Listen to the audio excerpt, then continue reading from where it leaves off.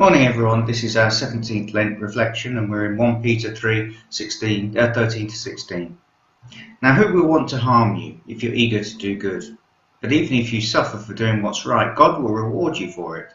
So don't worry or be afraid of their threats. Instead, you must worship Christ as Lord of your life. And if someone asks you about your hope as a believer, always be ready to explain it. But do this in a gentle and respectful way. Keep your conscience clear. Then if people speak against you, they'll be ashamed when they see what a good life you live because you belong to Christ. As a teenager, I attended a church youth group where on one occasion we were asked to write down our testimony, the story of how we'd become a Christian, and what difference our faith had meant to us. We then shared our testimonies with one another in the group.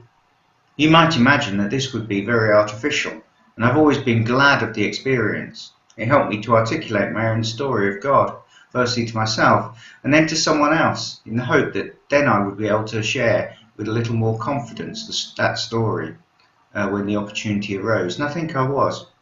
Peter tells us, if someone asks about your hope as a believer, about your faith in God in other words, always be ready to explain it.